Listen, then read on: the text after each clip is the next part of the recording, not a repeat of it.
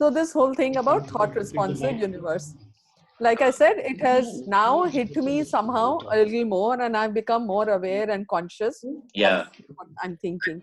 correct. So yesterday, somehow it happened that just before the meditation began, and Yeah. even after the music began, मेरे दिमाग में हो रहा था आज मेरा meditation होएगा नहीं. ठीक But बात है. then I said कि ठीक है, let me at least stay with the music. कुछ तो असर Yeah. होएगा.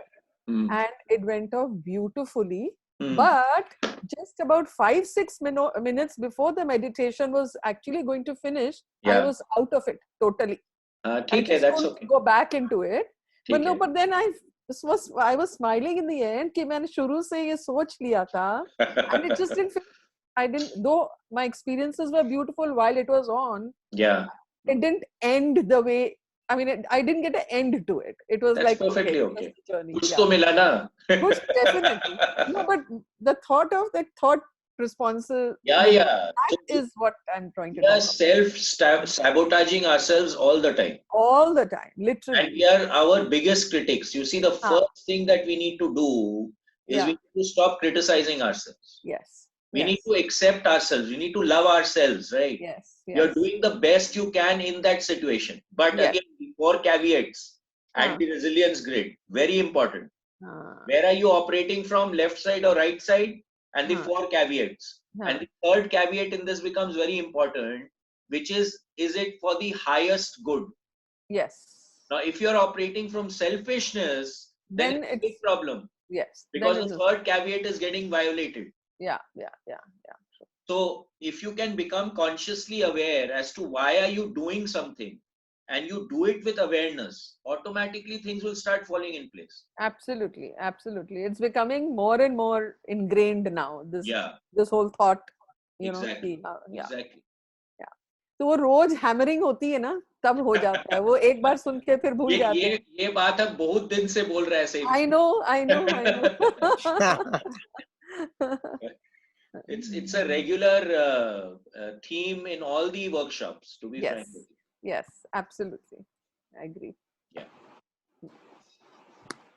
Anyone, anything? Ram Bhaiya. Ram. Yes, auntie. Yeah. I totally agree. You know, the more we listen to such things, the more it is thought responsive.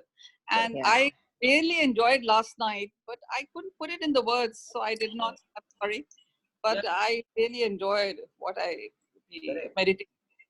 Wonderful. See, the point is to be able to go into that state of consciousness. That is the most important factor that we are talking about here. And when you start shifting your state of consciousness, then a lot of things automatically start to fall in place. It's like a jigsaw puzzle, where at a certain point you'll find everything and fall into the right place. Yeah, that's right. So we have to raise our consciousness to that level where things just start slotting in without our doing anything. So start attaching yourself to the flow, which is what he's talking about in this book. Okay, become aware of what your word is. Now that's the first agreement. Now, because the word is what actually creates what you're doing, right? It is what you're thinking inside is coming out as your word. So when we start rectifying our thinking process, the way that we are observing something, the way that we are looking at something, then automatically when the perspective shifts, then the whole thing takes a twist and a shift. Yeah, and you said to me also that, you know, if you listen to it more, you'll go, you know, you'll pass that 23 focus and all that. Exactly. I understand. Yeah. So you see, it becomes a habit. The more used to you become with something, the easier it becomes for you to get there. And you see, what is happening here is the beauty of the Monroe process is that there are so many steps that we have to go through, or we can go to, that, you know, like we are taking baby steps right now in focus 10 and 12. It's like baby steps. So if you ask someone who's been to 27, compare that to focus 10 and 12, they'll say there's a big difference. What do you say, Bhabhi? Absolutely. It's just, I mean, again, I keep telling everybody, you have to experience it to really know. once you go to 27, 10, 12, 15, so actually like baby steps hai, ekdam completely. But when we are doing 10 and 12, it seems like aha to you. Yeah. So the more you do it, the better it will become for you. And we've got till 52. We got to go to 52. So 27 is also a baby. It's also baby. Yeah. But having said that, for me, going into 10 or 21, both I kind of resonate with a lot. And all the time, kabhi bhi mentally dhyan aata hai, so I'm going into 10 and doing things, or going into 21 and doing things. Correct. That, so 10 is still for me a hugely comfortable place, a hugely easy going, and I feel a lot of difference. Like abhi book reading hoga, so I keep going to 10 and staying there. The whole sound changes. Exactly. So Mangla ki awaaz change ho jati hai. I mean, it just starts resonating. Yeah. So as soon as you shift your state, your perception levels will also shift. And they change. And this is the given fact. You go to a musical concert, you hear the concert in F10, you hear it in F12, you hear it in F15, you hear it in F21. The flavor will totally change. What are you perceiving will change. So that's the beauty of the process. And you see, what happens is that you can achieve it very simply and very like that. It's just like a click of a button. You don't need to put effort into it. It becomes effortless. It just takes you. Yeah. It just, I mean, puts you there. You don't have to make an effort. Yeah. You left out F18. If that's your favorite, Sudha, your favorite. Sudha's favorite. Camera on and talk about F18. Yeah, Sudha can go on and on about F18 and F18 is your baby. Yeah, totally. Niket, we can't do anything now on all these F1 to 18 and 21 and all. It seems like Dutch Latin to me. I'm wondering what are you all doing? What I'm planning is that on the 13th, I'm going to take you to F10. Okay. Now, then what do you do in this? I'm like, Mera to jo ho raha hai, apne aap hi ho raha hai. Become a pro, I'm going to put out the schedule. We will talk about the reball. So we will take you through the reball exercise and, fix the reball for people who have been very, very gracious in donating to the trust. We are going to take them through that process. Wow. When is that? On the 13th, Auntie. We'll do it on the 13th. In the evening? Wow. I'll set the time because we'll need about 3 hours to do it. So depending on the time that we have, we will set it up. Okay. It's a part of the excursion. We won't be using the exact excursion tracks, but then of course the explanations and all that will be very similar. So when you come to do the excursion, it will become easier for you. It's like when you come to the gateway voyage after having done excursion, it becomes much simpler and easier for you, and you have a better experience if you've attended the excursion when you do the gateway. In the same way, if you do this session that I'm talking about, when you come into the excursion, it will become much easier for you. Okay. Anyone else? Anything?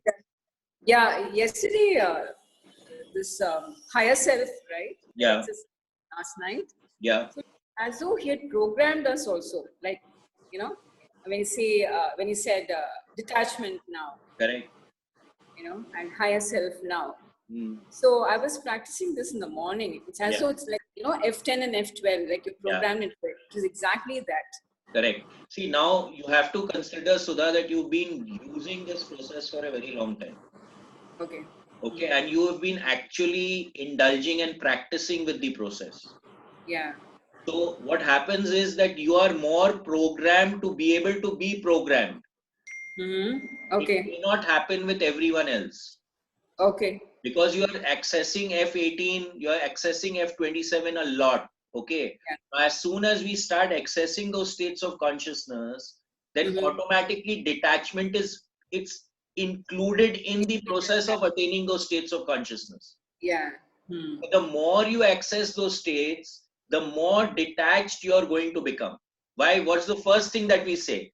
If we are operating at C1 consciousness here, F10 is here, F12 is here, F15 is here, F21 is here, F27 is there. So now by 27, you've totally detached. I mean, you don't you don't really have a feeling of the physical body. Now, Yeah. what is the thing that you're really attached to? The body.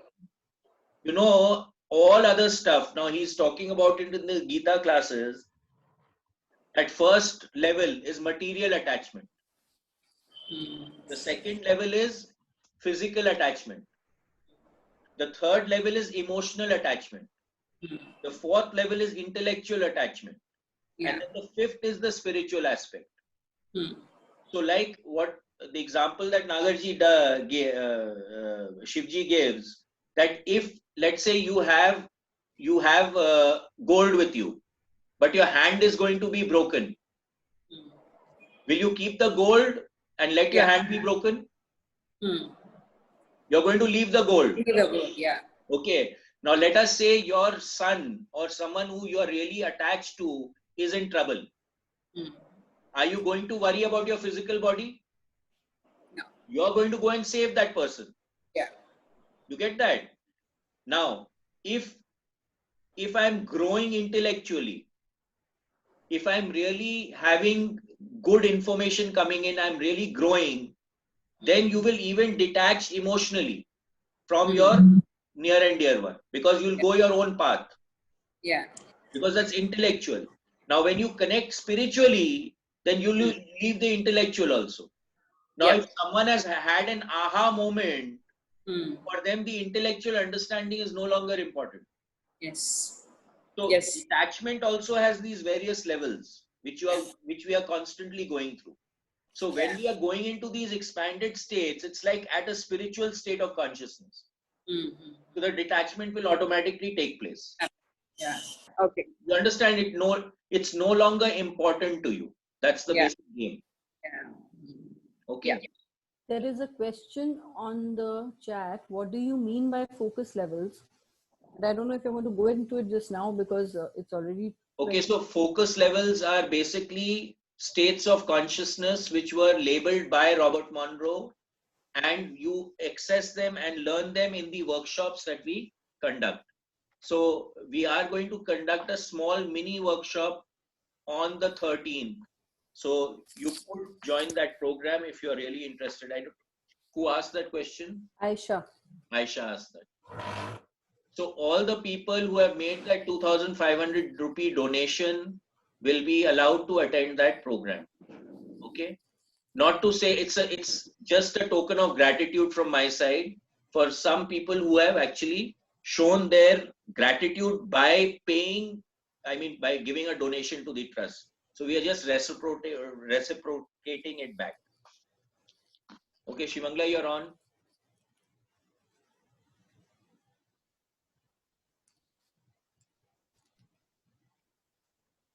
Are you coming on?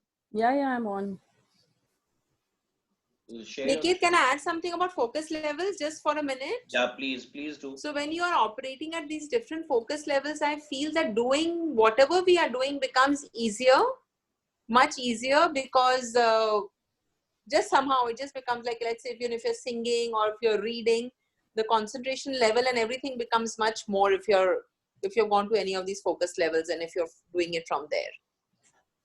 Yeah, well spoken, Kavita. This is very true. Okay, so now we are on page 42. एक minute Munna कविता को can I just request one? हाँ बुआ बोलिए. अभी ये जो स्थिति चल रहा है ना, इसमें ये फोकस लेवल ये सब कितना हेल्प कर रहा है? Naturally. Of course it will help you, because it will help you to maintain your equanimity, your sense of being. Your internalized stability will always be higher when we are operating at a higher focus level. It's a given. Sorry to disturb it. No problem at all. Okay, so we are on chapter 2, page 42. Page 40 of the PDF. For years, we have received the gossip and spells from the words of others, but also from the way we use our word with ourselves. We talk to ourselves constantly, and most of the time we say things like, oh, I look fat, I look ugly, I'm getting old, I'm losing my hair, I'm stupid. I never understand anything. I will never be good enough, and I'm never going to be perfect. Do you see how we use the word against ourselves? We must begin to understand what the word is and what the word does. If you understand the first agreement, be impeccable with your word, you begin to see all the changes that can happen in your life. Changes first in the way you deal with yourself and later in the way you deal with other people, especially those you love the most. So again, what am I saying to myself? That's exactly what we were talking about. We are our biggest critics. We are constantly criticizing ourselves and we constantly belittle ourselves. This is something that we must stop doing. Always look at an uplifting scenario. If you start observing which side of the grid you're operating from, if anything is depleting you, please understand, drop it like a burning coal. Just drop it. It's not worth carrying anything that puts you on the left side of the grid. It's very simple. And this is true for yourself as well as anyone who's around you also.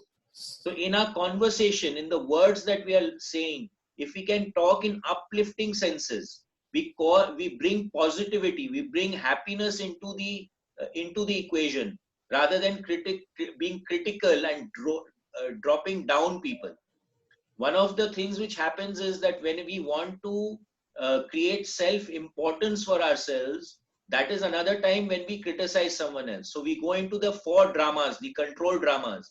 This is another thing we must be observant of, that are we operating from a drama or are we operating from a state of contentious, if that's the right word, or economical state of internalized being. Okay, this becomes extremely important. Again, control drama, anytime control drama is active, you're on the left side of the grid. It's very straight and simple. Why? Because you're being selfish. You're wanting to take from the other person and not give back. So the three things, the grid, the four S's, and the control dramas, to observe what is happening, become very, very beautiful tools for us.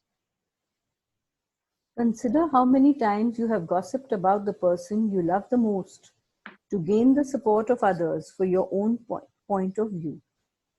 How many times have you hooked other people's attention and spread poison about your loved one in order to make your opinion right? Your opinion is nothing but your point of view. It is not necessarily true. Your opinion comes from your beliefs, your own ego, and your own dream. We create all this poison and spread it to others just so we can feel right about our own point of view. So this is exactly what I was saying. To make ourselves become more important, we attempt to criticize the other person, not realizing what is the paradigm of actual operation. And this word that he used over here, hooking. So we actually are wanting to hook the energy of another person and pull it to us. It's like fishing for energy. Okay.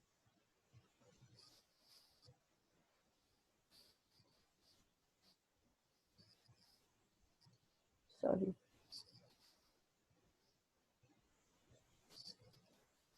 If we adopt the first agreement and become impeccable with our word, any emotional poison will eventually be cleaned from our mind and from our communication in our personal relationships, including with our pet dog or cat. So now this is important.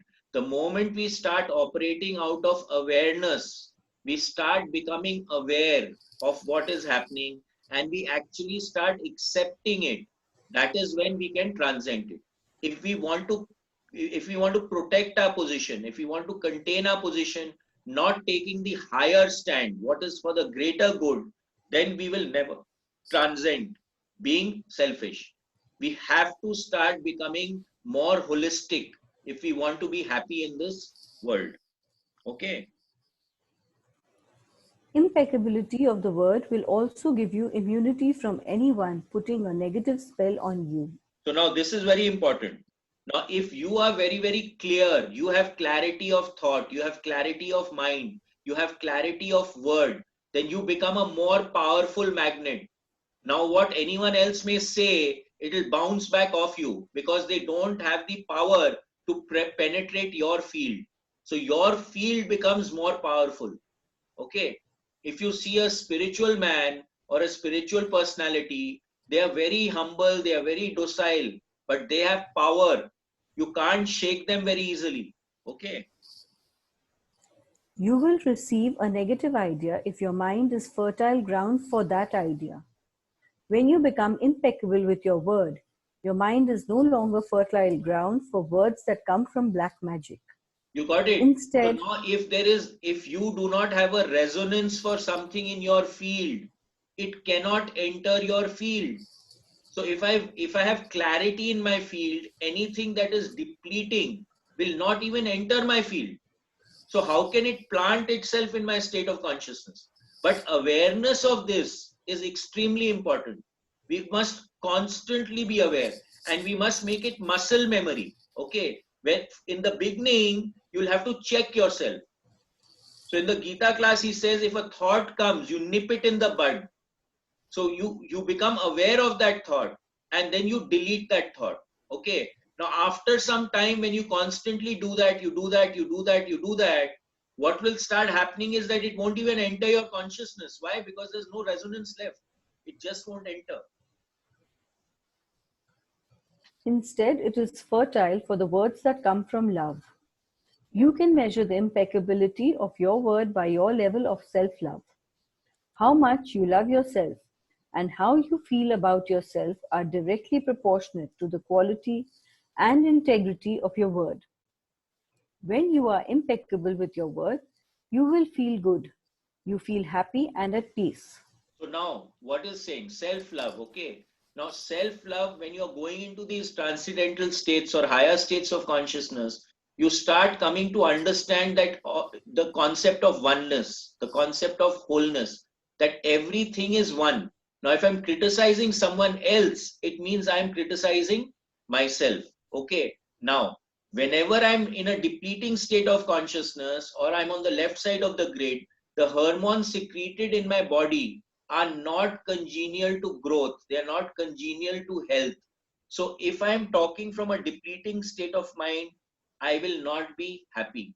I have to shift to the right side. And that is when I will become happiness. I will have happiness. I will bring abundance into my life. I will bring peace, joy, compassion into my life, gratitude, gentleness. All these factors are always operating on the right side of the grid. You can transcend the dream of hell just by making the agreement to be impeccable with your word.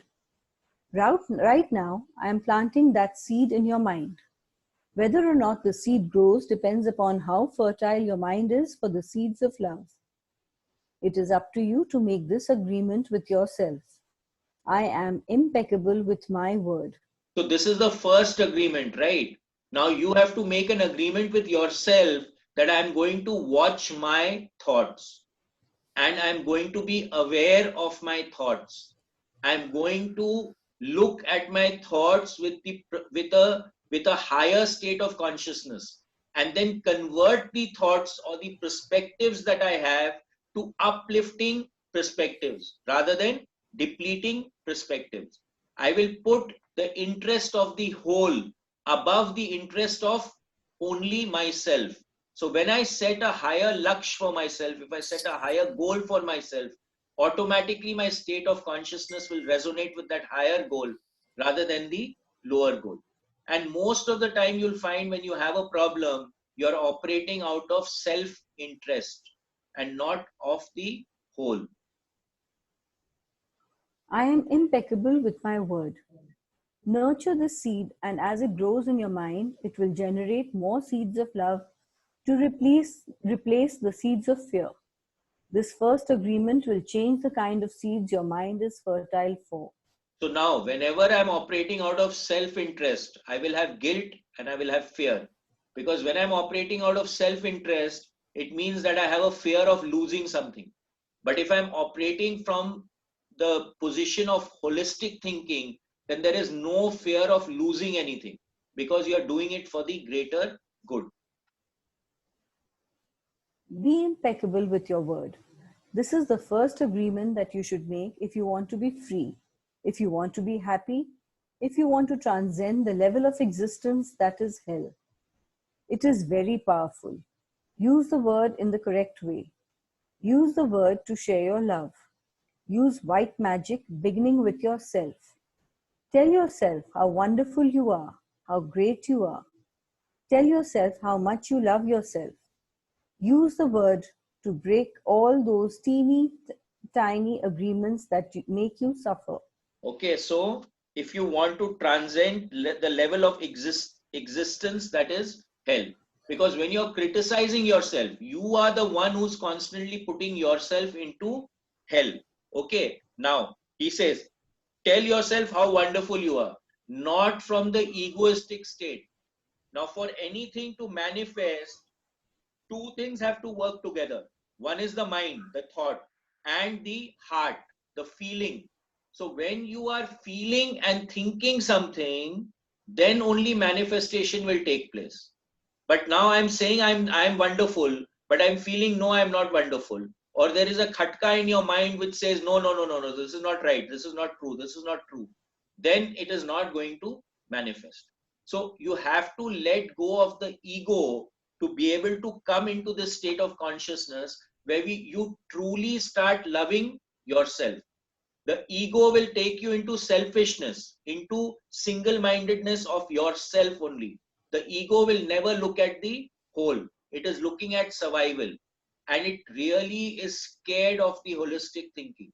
So if you want to drop ego, you need to shift to holistic thinking.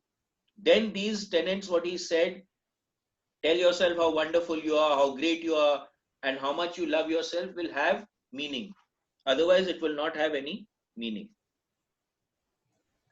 It is possible. It is possible because I did it and I am no better than you. No, we are exactly the same. We have the same kind of brain, the same kind of bodies. We are humans. If I was able to break those agreements and create new agreements, then you can do the same. If I can be impeccable with my word, why not you? Just this one agreement can change your whole life. Impeccability of the word can lead you to a personal freedom, to huge success and abundance. It can take away all fear and transform it into joy and love. See, now this is something which is very simple. All of us have certain innate talents and we have certain innate characteristics. Okay. Having said that, everyone has the word. Now, if I have a talent for something, I may be slightly better than you at doing that. With perseverance, I may be able to do it also. But if we tag on to the talent that we have, we will always perform better. But having said that, as far as this aspect of this is concerned, the word, all of us are speaking, all of us can do it. There is no distinction over here where anyone is better than the other. All of us can definitely watch what we are thinking, what we are saying, how are we operating, what state of consciousness we are operating from.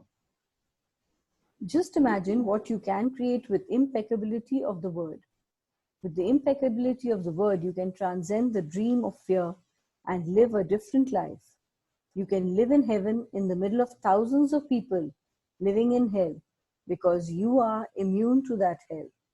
You can attain the kingdom of heaven from this one agreement. Be impeccable with your word. So, with impeccability of the word, you can transcend the dream of fear and live a different life. Why? Because your state of consciousness will shift. Okay, you will find beauty in everything that is there. You will find uplifting statements to say and do, and automatically you're putting yourself into a position of growth, of joy, of happiness. The second agreement.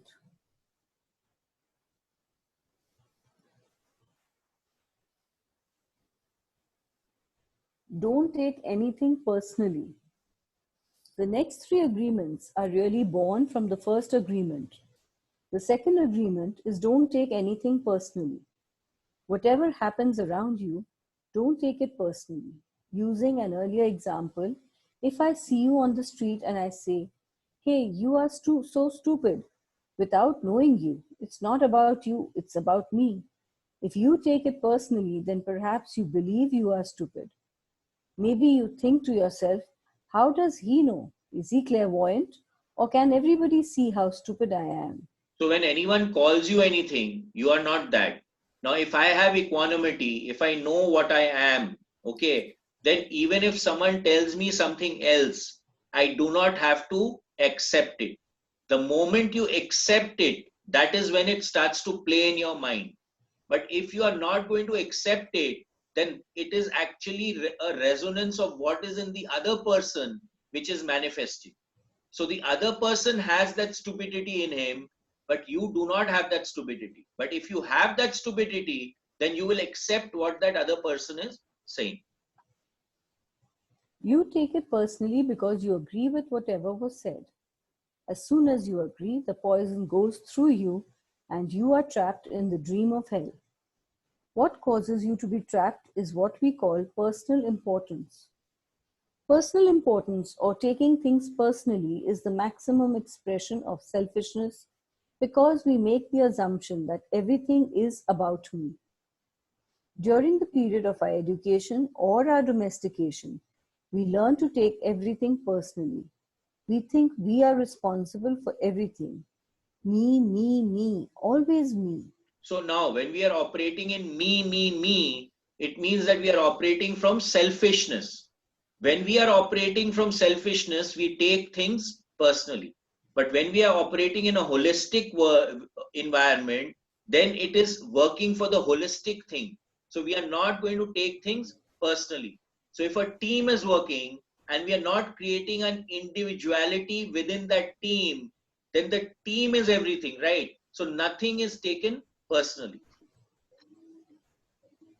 Nothing other people do is because of you.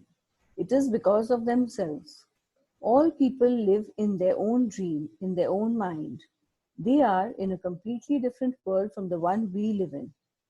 When we take something personally, we make the assumption that they know what is in our world, and we try to impose our world on their world. Okay, so everyone perceives the world differently. Now, suppose there's a color blind person. Now, the way that we normally are perceiving the world, that person will be perceiving the world in a totally different light. The fly sees the world as totally different from what we perceive it. Okay, the ant sees it totally different. The bat sees it totally different. So the environment, or the physical 3D environment that this consensus reality that we have created, you may feel that it looks similar to each one of us, but each one of us is perceiving it differently. So to think that we can really absolutely perfectly understand what is the experience of another person about anything is literally impossible. Yes, we may make certain assumptions and certain feelings may be there, but we cannot have an exact state of perception about the other person. So the way we are perceiving something, everyone will be perceiving that thing slightly differently. Even when a situation seems so personal, even if others insult you directly, it has nothing to do with you. What they say, what they do, and the opinions they give are according to the agreements they have put in their own minds. Their point of view comes from all the programming they received during domestication. Okay, so everyone has their own point of view. Now, for example, all the stuff that we are doing here, there are a lot of people who are saying they're all bullshit, it's not worth it. Why are you doing that? Why are you listening to the same thing all the time? What is the reason? Why? Because it's their opinion. Got it? Now, we don't need to accept their opinion because we find value in what we are doing. Now, they find value in doing something else, but we find value in doing this. So let's not get carried away by the opinion that others are making. We need to see for ourselves what is making us grow, what is creating value in our life. Okay, something else may create value in their life, but what is creating value in our life is what's most important for us. If someone gives you an opinion and says, "Hey, you look so fat," don't take it personally, because the truth is that this person is dealing with his or her own feelings, beliefs, and opinions. That person tried to send poison to you, and if you take it personally, then you take the poison and it becomes yours. Taking things personally makes you easy prey for these predators, the black magicians. They can hook you easily with one little opinion and feed you whatever poison they want. And because you take it personally, you eat it up. So again, taking things personally makes you easy prey for these predators and black magicians. So you'll constantly find there are people who want to draw attention, your attention, by criticizing you. So the idea is to create adequate responses and internal harmony to these kind of people. And the first thing is that you don't need to accept it, right? You just say, no, I don't agree, matter's over. You eat all Yeah, what did you say? Adequate responses? I said you don't agree and the matter is over. The person is calling you fat. You say, I don't agree, matter is over. No, no. You said to develop an adequate responses, and you can one more thing. like, this is a response, right? Now if the person is saying you are fat, now you then you start, Arey, am I fat? Am I looking this? Am I looking that? So that you accepted it to a certain extent.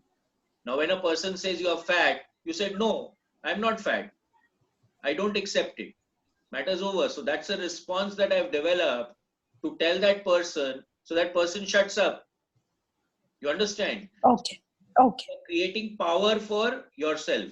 Again, we come into power versus force. Where are we operating from force or are we operating from power? When we are on the left side of the grid, we are operating from force. When we are on the right side of the grid, we operate out of power. So it's very important to operate out of power. Keep your happiness in your own hand. Don't give it to the other person.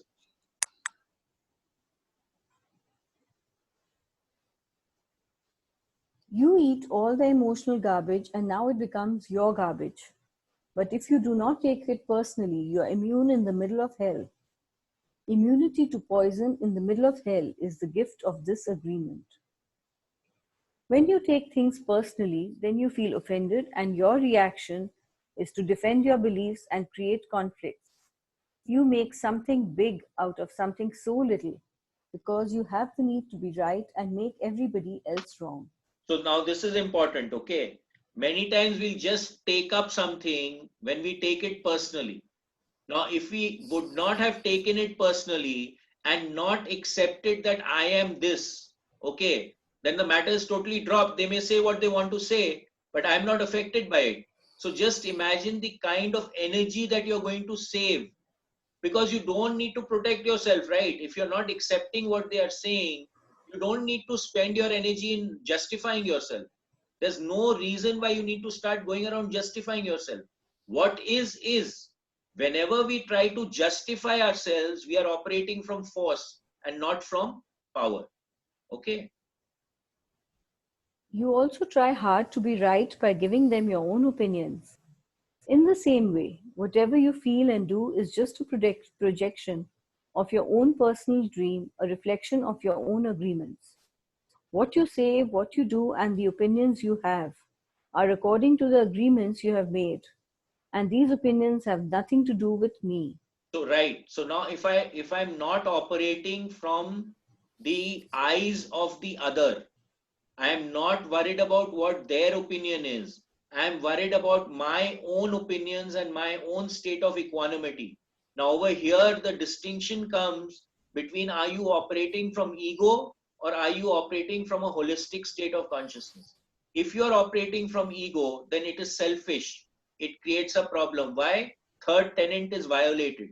Okay. Now if I'm operating from equanimity, if I'm operating from wholeness, then let me tell you, the opinion of the other guy really does not matter. It's useless. The moment you start listening and accepting the opinion of the other guy, you are creating a problem for yourself. Why? Because it is a control drama that they are playing with you. And you need to step out of that control drama business. The moment you step out of it, you create power in yourself and you pull your happiness back into your own hands and not into the person who has that opinion of you or the way you should do something or how you should do it and all that stuff. It is not important to me what you think about me, and I don't take what you think personally. I don't take it personally when people say, Miguel, you are the best. And I also don't take it personally when they say, Miguel, you are the worst. So now, what is this? That is equanimity. You are not hassled by too much when something very good happens. You are not hassled when something too bad happens. You have an equanimous state of consciousness. You are in balance. Okay. You are samtal. You are sthir. Okay. You are not wavered by anything. You maintain your clean. Okay. You maintain your even balance. So you're not really concerned where you're doing what you need to do, right? You're not concerned whether someone is praising you. You're not concerned whether someone is criticizing you. You do what needs to be done in that given circumstances, operating from a higher state of consciousness. I know that when you are happy, you will tell me, Miguel, you are such an angel. But when you are mad at me, and you will say, oh, Miguel, you're such a devil. You are so disgusting. How can you say those things? So see again, if other people's opinion is very fickle, it can shift and change at any time. What really matters is what your opinion of yourself is. But that opinion must come from a deeper state of consciousness and not from ego. Either way, it does not affect me because I know what I am. I don't have the need to be accepted. I don't have the need to have someone tell me, Miguel, you are doing so good, or how dare you do that? Okay, so I am what I am. I'm not really interested in what your opinion is. No, I don't take it personally. Whatever you think, whatever you feel, I know is your problem and not my problem. It is the way you see the world. It is nothing personal because you are dealing with yourself, not with me. Others are going to have their own opinion according to their belief system. So nothing they think about me is really about me, but it is about them. So what are you going to spew out? Whatever is in you. You cannot spew out something that is not in you. So anything anyone else is doing is totally about them, and it is actually not about you. Okay. The other person has to see what are the steps that that person needs to take. For if the person is asking for guidance is a separate issue, but ultimately who's the decision maker? You may guide someone as much as you like, but who's going to do it? That guy. Okay. He has to do it for himself, or she has to do it for herself. No one else can do it for them. So it is their issue when they give an opinion. It is not your issue. You may even tell me, Miguel, what you are saying is hurting me. But it is not what I am saying that is hurting you. It is that you have wounds that I touch by what I have said. You're hurting yourself. So now what is happening over here? Okay. Now if I call someone a donkey, and in that person's field there is a resonance that I may be a donkey, then it's going to affect him. Now someone is calling you a donkey, and I'm not a donkey, so why should I accept it? Now if I don't accept it, what happens? Nothing happens. So what is he saying here? That it is not what I'm saying that is hurting you. It is the wounds that I touch by what I have said, and therefore you are hurting yourself. So if there is a resonance in my field, there is a stuck energy in my field, that is what is going to get activated. So the more clarity I can bring to my field, the clearer I will become, and the less reactive I will become over a period of time. The more sthirta I will bring in my life, the more equanimity I will bring in my life. There is no way that I can take this personally. Not because I don't believe in you or don't trust you, but because I know that you see the world with different eyes with your eyes. You create an entire picture or movie in your mind, and in that picture, you are the director, you are the producer, you are the main actor or actress. Everyone else is a secondary actor or actress. It is your movie. So we create our reality. We create everything that is happening around us, and we are responsible for our own reality. No one else is responsible for it. Okay. So we are the director, producer, the actors, everything. We are everything in our reality. The way you see that movie is according to the agreements you have made with life. Your point of view is something personal to you. It is no one's truth but yours. Then, if you get mad at me, I know you are dealing with yourself. I am the excuse for you to get mad. And you get mad because you are afraid, because you are dealing with fear. If you are not afraid, there is no way you will get mad at me. If you are not afraid, there is no way you will hate me. If you are not afraid, there is no way you will be jealous or sad. So again here, if you get mad at me, I know you're dealing with yourself. I am an excuse for you to get mad. And most of the time you'll find when you're getting mad, you're operating from selfishness. You're operating from a desire which is not getting fulfilled. Okay. Now, but if I'm in an equanimous state of consciousness, then nothing is going to ruffle me. So if something happens, it happens. If it doesn't happen, it doesn't happen. If someone does something, very good. If someone doesn't do something, very good. I will keep my state of inner harmony and balance absolutely clear. I will have clarity of mind under any given circumstances. Okay. I am not going to let what is happening around me imbalance that inner harmony or state of consciousness within me. And if I'm on the left, I can only be afraid and operate out of fear if I'm operating on the left side of the grid. The moment I start becoming aware and consciously focus on being on the right side of the grid, I am not going to be afraid. I am going to take the steps necessary at that given point in time. Very simple and very straight. If you live without fear, if you love, there is no place for any of those emotions.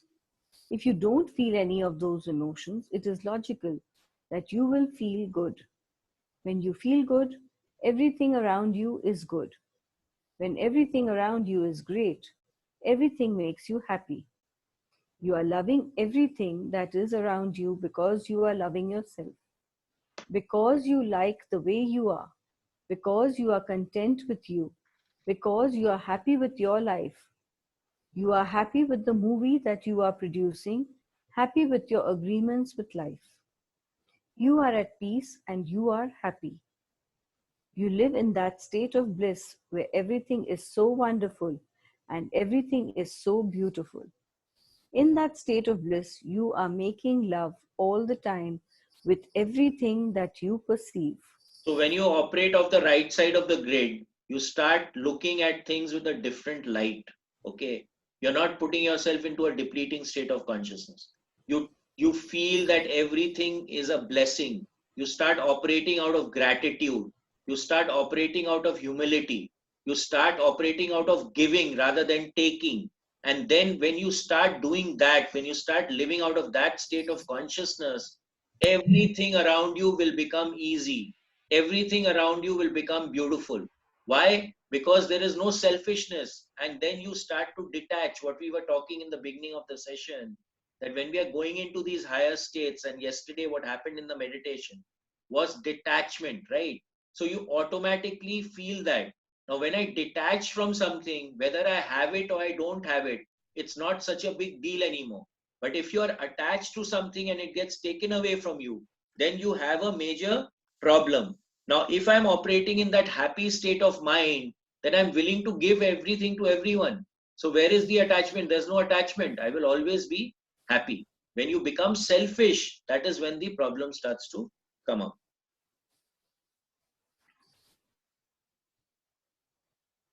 Whatever people do, feel, think, or say, don't take it personally.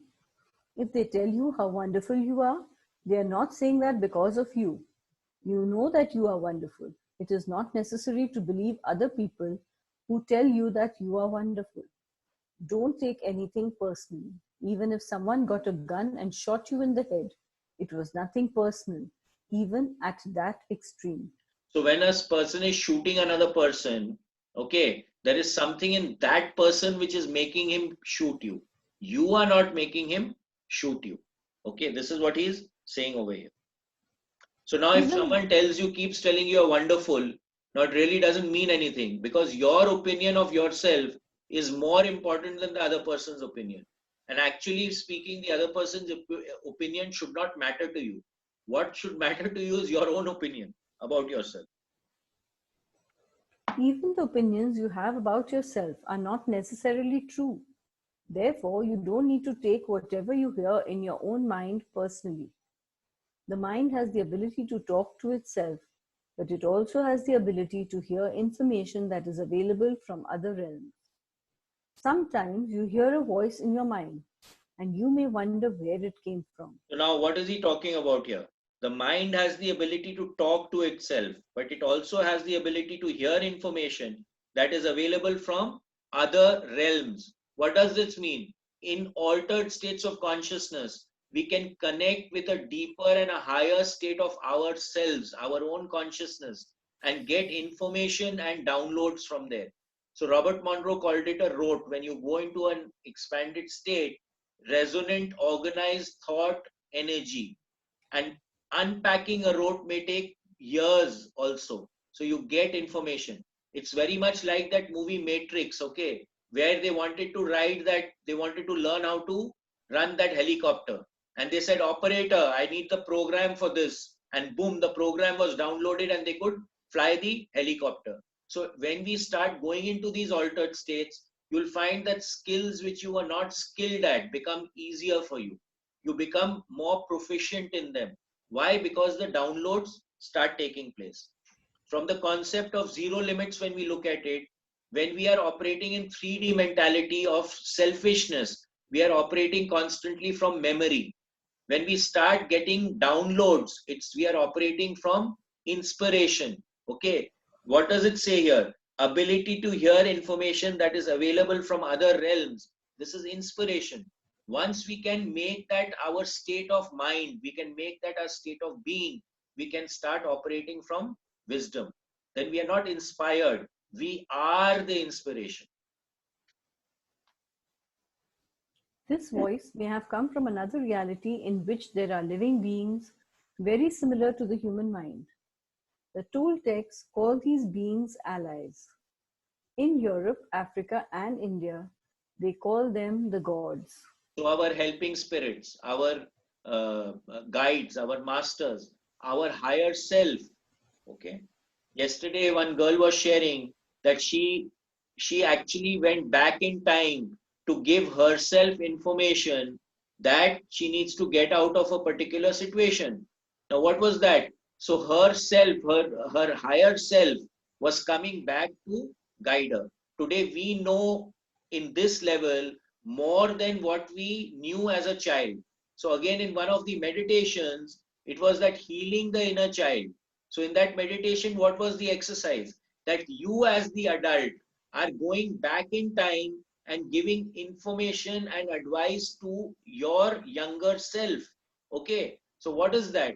So you as a higher self, like now we are living in this state of consciousness, we have more people who are there. There's a future self of ourselves also.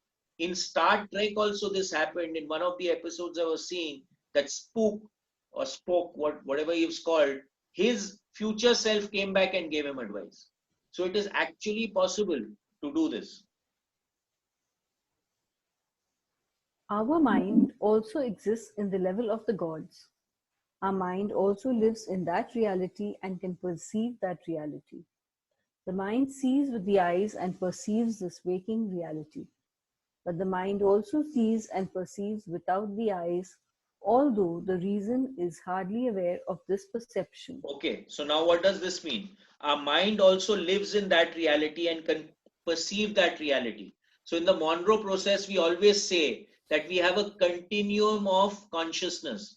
I can exist in C1 consciousness, F10, F12, F15, F18, with regard to Sudha, 21, 27, 34, 42, 45, 52. In a continuum, I'm in all the states of consciousness at the same time. It's only that what I can perceive or what registers in my normal mind is what I can perceive. So he says here clearly, the mind lives in more than one dimension. although the reason is hardly aware of this perception.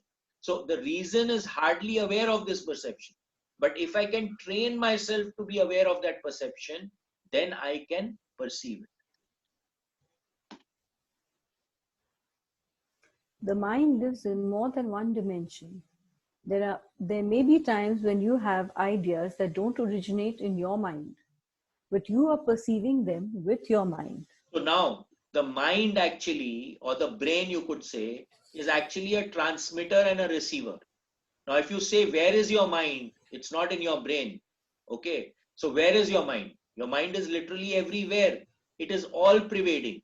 But we are consciously aware of it with reference to our brain. So it's a constant receiver and transmitter of energy. You have the right to believe or not believe these voices and the right not to take what they say personally. We have a choice whether or not to believe the voices we hear within our minds, just as we have a choice of what to believe and agree with in the dream of the planet.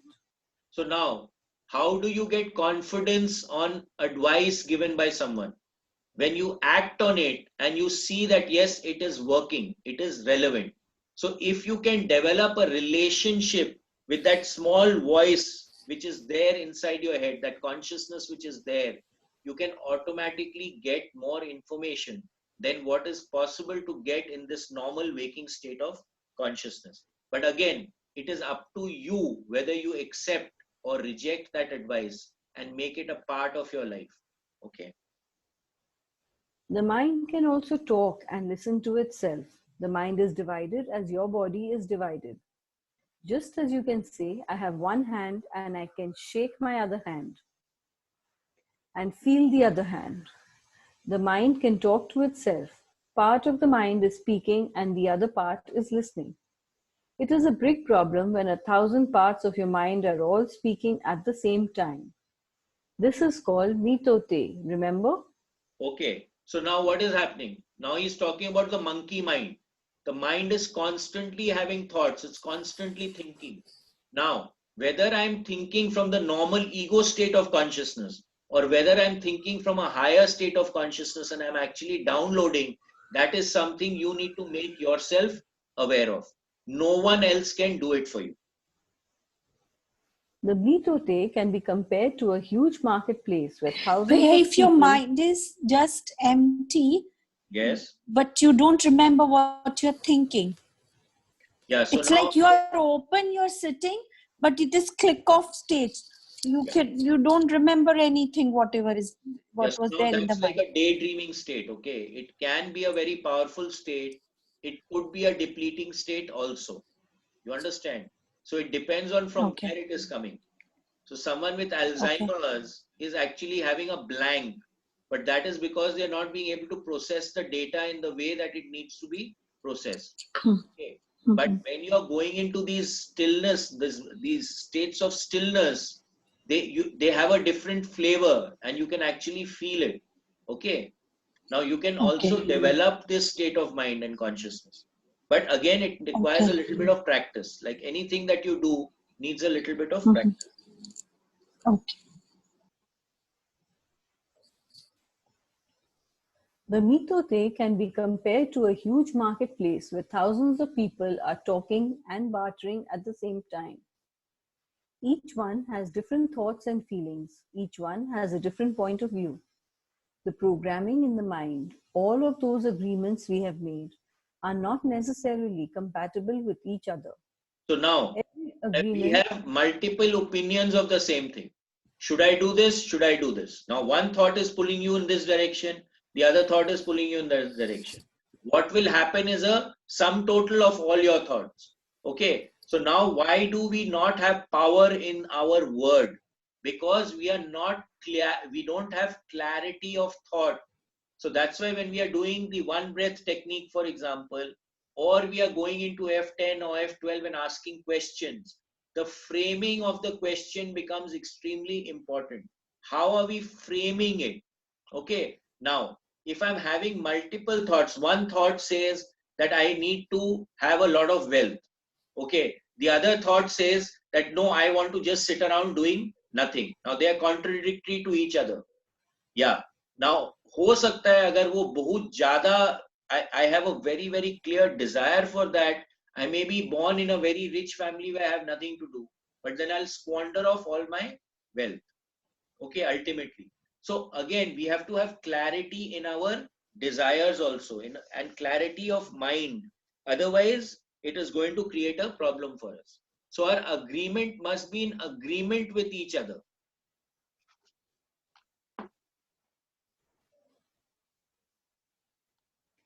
Every agreement is like a separate living being. It has its own personality and its own voice.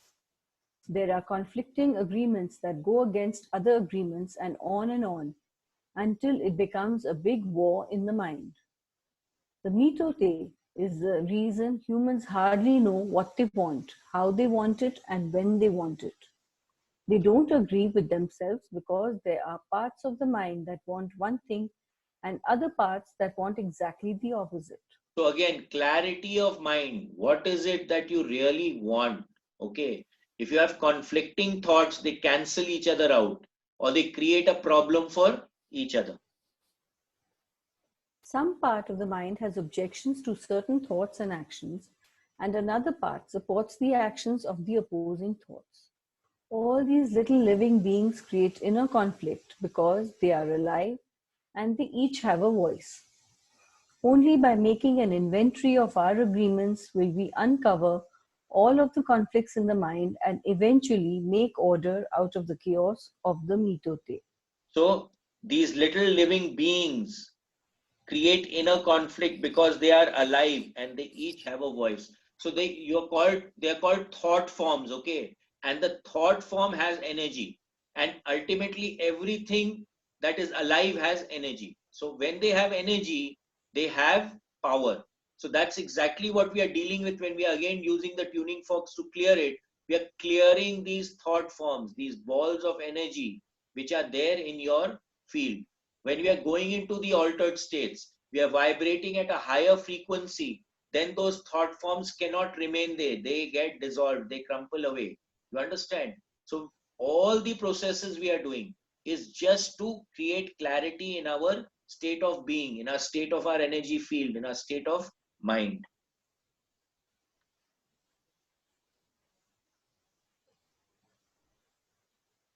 Don't take anything personally, because by taking things personally, you set yourself up to suffer for nothing. Humans are addicted to suffering at different levels and to different degrees, and we support each other in maintaining these addictions. Humans agree to help each other suffer. If you have the need to be abused, you will find it easy to be abused by others. Likewise, if you are with people who need to suffer, something in you makes you abuse them. It is as if they have a note on their back that says, "Please kick me." They are asking for justification for their suffering. Their addiction to suffering is nothing but an agreement that is reinforced every day. So now, if something is resonating in someone's field, that is what will manifest for them. And if there is a resonance in your field, then the resonance in their field is going to trigger the resonance in your field. This came out very well in the book Dark Side of the Light Chasers when we did that after Zero Limits. It became very, very apparent that we have to understand what is resonating in our field, and we are the creators of our reality. Wherever you go, you will explain find... कर दीजिए भैया. क्या चीज? ये वाला again, do you please explain? अगर कुछ, if anything is happening to you, okay, yeah, or you have been abused in your field, there is a thought form over here which is wanting you to get abused, then when you come in proximity to another person and that person has that thought form in his field or her field, then I can assume your thought form will trigger that thought form in their field and they will start abusing you, or vice versa. Okay, so it's all a matter of resonance at the end of it. It's 3:15 now, Nikitya. एक page और है इसको, अच्छा दो छोड़ो, ठीक है, we'll stop now. So we'll start again from 56 tomorrow, or tomorrow, day after. Okay, are you all okay with 3-day book reading? Yeah. Yes. Or you all wanted 4 days? Yes, yes. No, No, 3 yes, days is yes. good. 3 days is 3 days is good. Okay, so we are sticking to Monday, Tuesday, Thursday, okay? Perfect. Yeah. Perfect. Great. Thank you so much. So we Thank you, keep your Nikki. meditation at 3:45. Yeah. Thank Thank you. you. Thank you. Thank you, Shri Mangla. What did you say, Thank you. Niket, last में? Thank you so Your much. meditation at 3:45. Thank you, Yeah, Sima. yeah. Okay, Thank chalo. you both. Welcome. Thank you, guys. Thank you, Ram both of Ram. you. Bye-bye. Bye. Ram Ram. Thank you both. Yeah. Niket ji Thank you, भैया. Thank you, Shimanga. एक Thank चीज you. बताइए self respect और ego का क्या फर्क है? See, again, please understand that the way I would explain it is simply that you look at it from the 4 S's. Okay? Right. The third tenet says for the higher good. So if you are in any situation which is not for the higher good, then you are operating from ego. But if you are operating from the higher good, then it may be self-respect. It's a very thin line. Very thin line. Very thin line. It's an extremely thin line. But when you are operating from the higher good, generally speaking, you will be soft, you will be compassionate, you will be gentle. You will not operate out of anger. You will not operate out of humiliation. You will not operate out of fear. Okay? Okay. So I would simply say keep your happiness in your own hand. Right. Okay, that's the main thing. No one can force you to do anything. Okay, you allow yourself to do something. So you have to see what is the greater good. That's the basic. In my view, that would be, it's very, putting it very simplistically, because a lot depends on the situation, circumstances, etc. But it depends on the person who's in that situation, uska perspective. Okay. Okay. Thank you. Okay, Ram Ram. Ram Ram. Ram Ram.